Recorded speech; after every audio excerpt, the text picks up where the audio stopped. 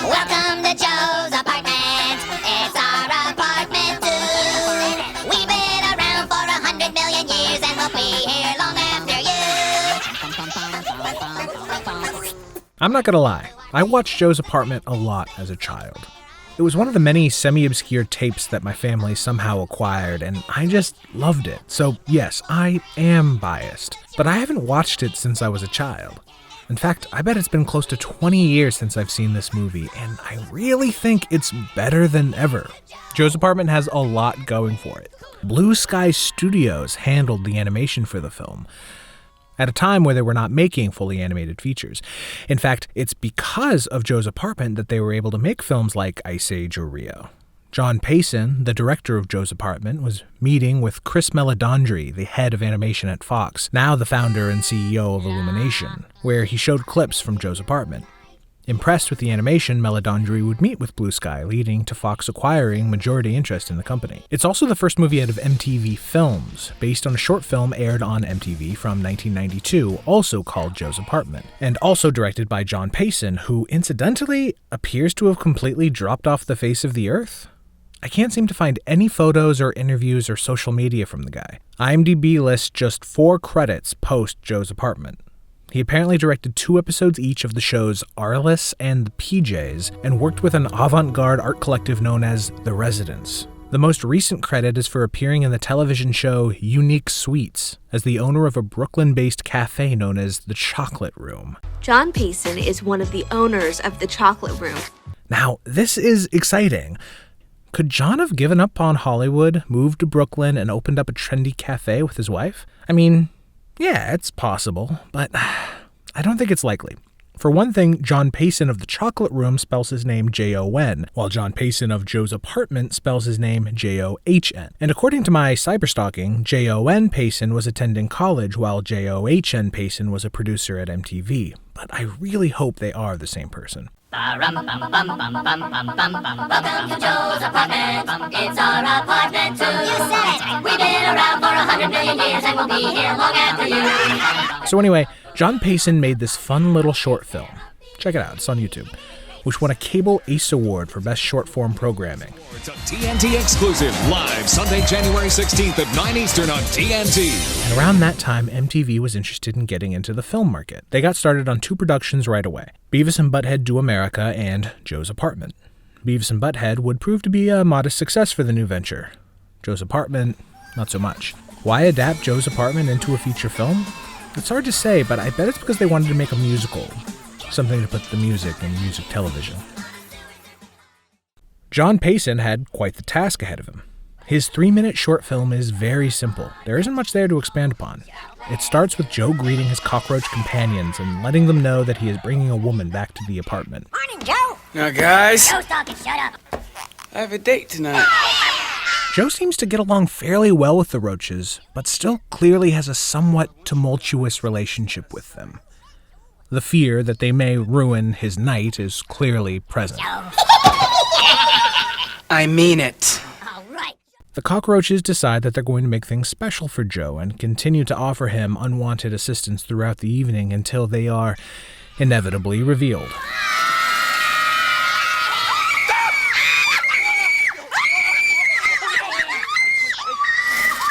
Leading to the poor young woman running, screaming from Joe's apartment. John Payson uses this scene as the basis of his feature-length film. It's literally remade, almost shot for shot. I think you're gonna need one of these, Joe. I'm sure Payson asked himself 2 questions upon considering adapting his short. How did Joe end up bringing a girl home to a shitty, cockroach-infested apartment? And what happened afterward?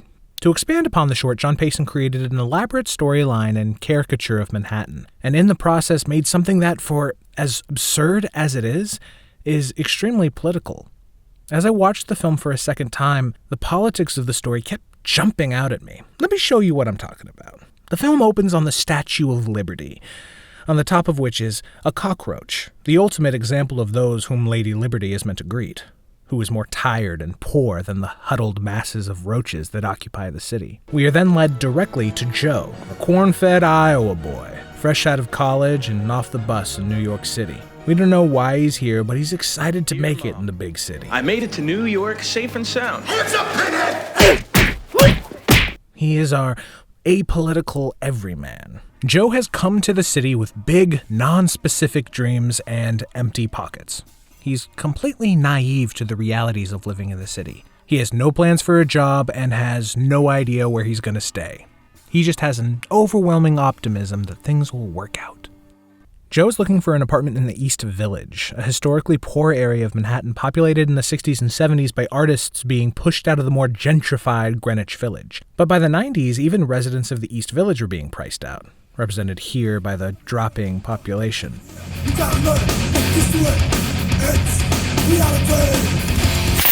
It's ironic, then, that our villain, Senator Doherty, declares that the Lower East Side has decayed so badly that the only thing that'll sprout in its soil is a jail. He's completely wrong, of course.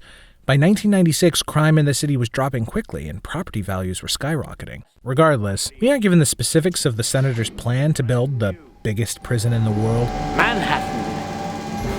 Maximum security federal penitentiary. But he is deeply invested in the project. The lot on which he is to build his prison has only one remaining building, owned by a gangster named Alberto Bianco. Just call me Alberto. Who is almost finished removing the tenants from his building. And by removing, I mean murdering. Joe meets a man named Walter Shit. Walter Shit? Yeah. A performance artist. Just the type of artist who's being priced out of living in the East Village. What, are you looking for a place? Something maybe for $100 a month. Walter tells him the only places with prices that low are rent-controlled apartments. A place where the rent's been frozen since the 1950s. And the only way to get a rent-controlled apartment is to inherit one from a relative. Meanwhile, Alberto Bianco's nephews, Vladimir Bianco, my cousin Jesus, are working on removing the last tenants from the building.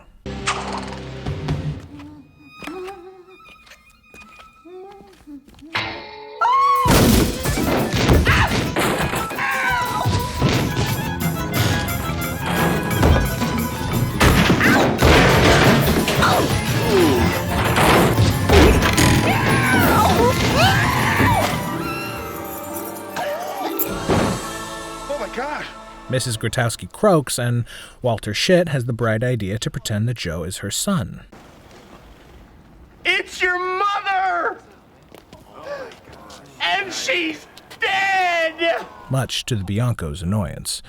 As Joe steps foot into his apartment for the first time, we hear the cockroaches mumbling to themselves, upset that they have a new human interloper. Remember, the apartment is really owned by these roaches. While Joe has a dubious legal claim, morally, this is the apartment of the cockroaches, and Joe is the unwanted pest. But Joe immediately establishes himself as more roach than man. He's completely unperturbed by the state of the apartment. In fact, he makes it even messier and more cluttered. And when he first lays eyes upon one of his new cockroach friends, lounging on a piece of toast, it doesn't stop him from taking a big bite and going on his way. Joe's attitude endears him to the roaches, who see him as one of their own, and it makes them comfortable in revealing their sentient nature to Joe. We like the way you run things here, so we wanted to keep you around. The last cast member to be introduced is Lily, the humble daughter of Senator Doherty. Uninterested in her father's politics, Lily instead wants to work for the people. That must be why she got a job at the New York City Central Complaint Department, a place where people call to complain and then get put on hold. Alligators in the subway. Interesting, ma'am. Please hold. No, sir, don't try to saw it off yourself. Please hold. But Lily wants to do more than just put people on hold. She comes up with an idea to transform an empty lot where children make crack houses out of used needles into a community garden to bring life into the neighborhood. And so we have established the core conflict of Joe's apartment. Senator Doherty's plan to push the residents of the East Village out of their homes to make way for the world's biggest prison is a perverse form of gentrification, the upper class decimating an already poor neighborhood for their own devices. And then we have the well-meaning Lily, a traitor to her class. going against her father to build up the community for its residents. Of course, any attempt to improve the community will only further serve to make the neighborhood a prime target for an invasion of gentrifiers. And then there's Joe. He himself an invader, not just of New York from Iowa, but an invader of his apartment that was already occupied by the cockroaches. As soon as he and the roaches come into conflict, he actively seeks to destroy them, betraying the roaches' trust. You see, Joe is grossly naive in his belief that he is welcome in this city, completely oblivious to his contribution to the city's problems. This is exemplified in the scene where Walter Schitt asks him to sit in as drummer for his band. Joe quickly agrees, despite not being able to play the drums.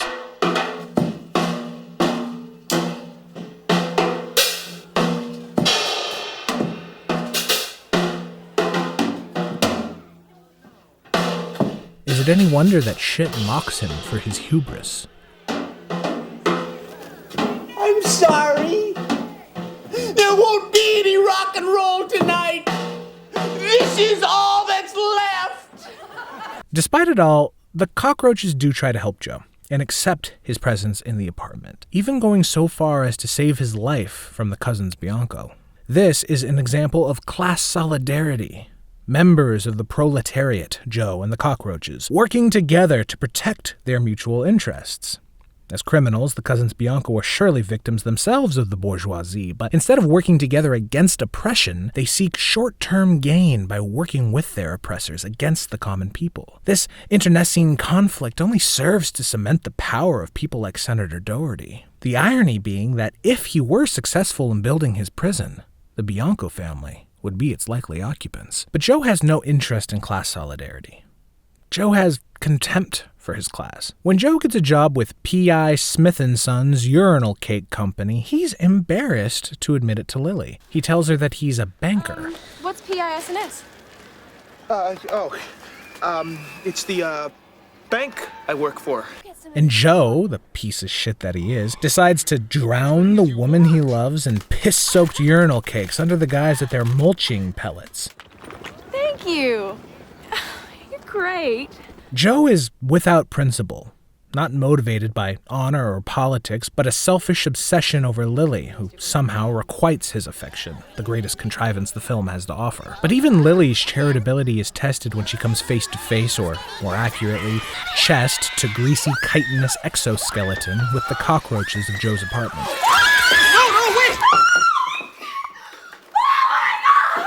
Combined with Lily's community garden getting trashed, she becomes fed up with the East Village and the class of people who occupy it. My father was right. This place does deserve to be a prison. Not realizing that the people who trashed the garden, the cousins Bianco, were actually working for her father and therefore agents of the bourgeoisie. Joe, enraged that the cockroaches have ruined his chances with Lily, goes on a homicidal rampage, literal class warfare. And of course, while the proletariat eats itself, agents of the bourgeoisie attack.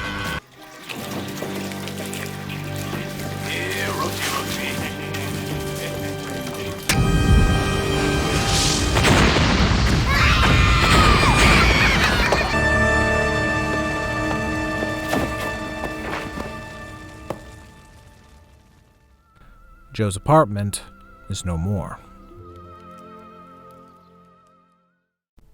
The cockroaches harbor a deep guilt for not protecting Joe from the Biancos. Who did this to you? We did, Ralph. We ran out on him just when he needed us most.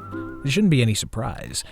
Cockroaches are deeply social creatures, living in large communities and working together to come up with collective decisions. So, of course, they feel like they have to help Joe recover what he's lost, i.e. Lily. I, for one, think that they are far too generous. Lily should stay far away from Joe. The cockroaches contrive an absurd plan, and somehow, overnight, they restore the garden to its former glory, using the apparently magical power of an oversized urinal cake.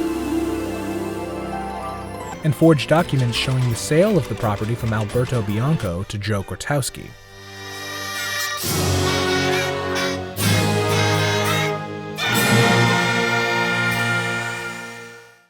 A bit of an oversight there, as that's the fake name that Joe used to get the apartment in the first place. Lily returns and is overjoyed at the restoration of the garden, and Joe, the idiot, then gives the deed to Lily, surrendering the property to a goddamn aristocrat. Fuck off, Joe. Senator Doherty appears to have come to a political 180, now fully endorsing the idea of a community garden in the city. This park will do more for the Lower East Side than 1,000 prisons.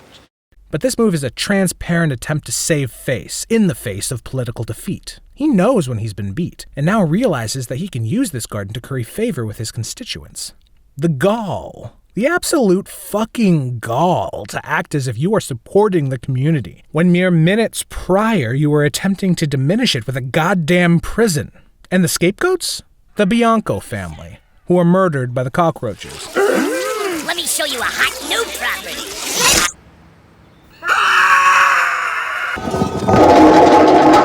Understandably, considering they were planning on killing everyone. See all these people in here? Hey, by the end of the week. But for the senator to get none of the blame and the gangsters, some of the only people of color in the film, to be murdered is deeply unfair, and yet terribly accurate. Lily invites Joe to stay with her as his home is burned down. Joe finally has everything he ever wanted, and then the roaches arrive. The roaches that have done everything for him. Gave him a home, saved his life, got him the girl. Joe is nothing without them. And this is his reaction when they turn up at Lily's apartment? Play your cards right, Joe, and this could be our new pad. Our new pad, you little... The cockroaches have been played. They have lost their home, their piece of the community, for a garden made not for them, but for the people who would exterminate them. Joe is the ultimate gentrifier, getting to reap all of the benefits of that which others have sown. God bless America.